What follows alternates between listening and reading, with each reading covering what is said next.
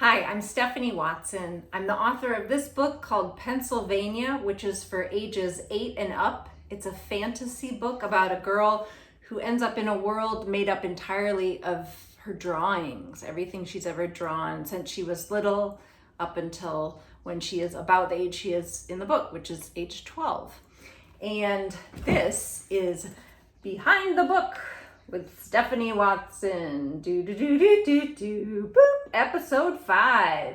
So if you've been watching these episodes, I hope you've gotten the sense by now that I'm really interested in looking at the process that leads up to the publication of the book. So often what we see about books is just the finished product, and it's sort of a mystery about, what happens leading up to that. And for me, that's really juicy, interesting territory. I love talking about that, and I love hearing about other people's creative processes too. So today I'm on the floor of my office. You're gonna probably see my cat too.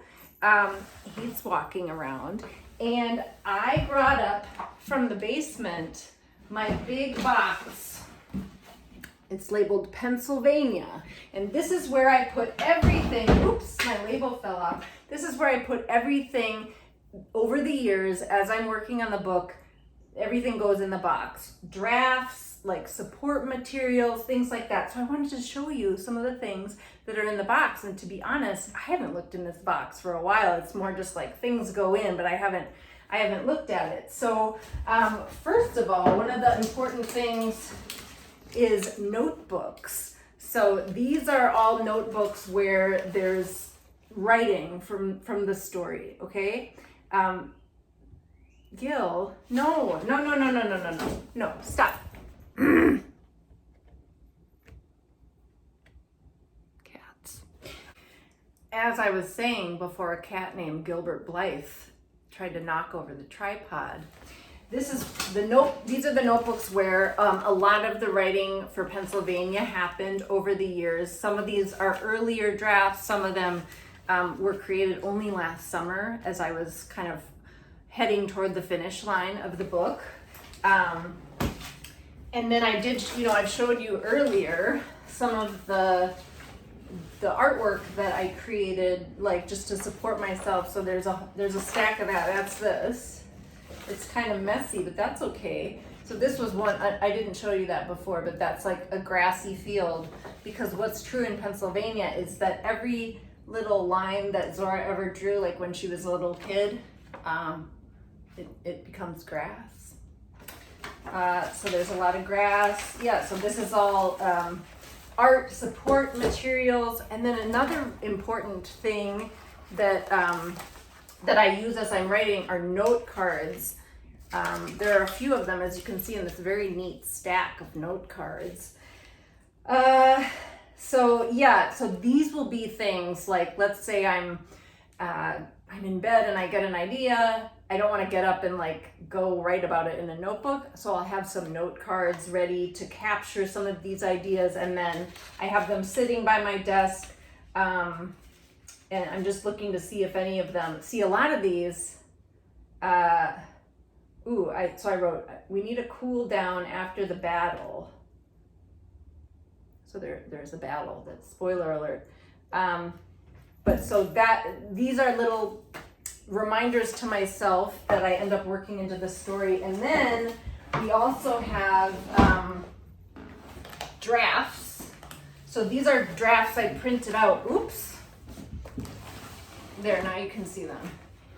I did not print out all the drafts I ever wrote. These are more just like I had to print it out because I'm gonna go over it with a critique partner, or there was one time when a friend was reading the story to his 5th grade class. Those are times when I print it out. I wanted to just measure. Okay, it's 12, this is 12 inches, so 1 foot of drafts. I don't know why I had to do that. While we're at it, let's just weigh it. Let's weigh the drafts. Remember, this isn't all the drafts. Turn on the scale. Okay, let's see. 4 pounds so far. 23.4 pounds of Pennsylvania right here. But yeah, there's more where that came from on my computer. I just didn't want to kill too many trees printing it all out. So as you can see, there's a lot of stuff in the box, and the purpose for me of keeping a box like this for every large writing project that I do, I would say novel length project, I have a box like this, is that it can be really helpful to dig back into any materials from the past if I kind of get stuck, or I'm like, well, did this other way that I did it before maybe worked now that I've created this other change. It's a record of where I've been, and yeah, so I just keep it, and also I guess so that I can do stupid things like weigh it later and feel cool. I don't know. But if you've ever heard of the Curlin Collection at the Anderson Library at the University of Minnesota, that's a place where, well, my first book, the materials from my first book, Elvis and Olive, live in that library, and a lot of people donate their kind of like behind the scenes materials to the Curlin Collection, and it's a great way to learn more about like the behind the scenes of bookmaking. And I certainly have spent a lot of time looking at other writers' materials. But yeah, it's just kind of, I like to save a record of where I've been. So thanks for tuning in to the floor episode of Behind the Book with Stephanie Watson. Do do do do do do.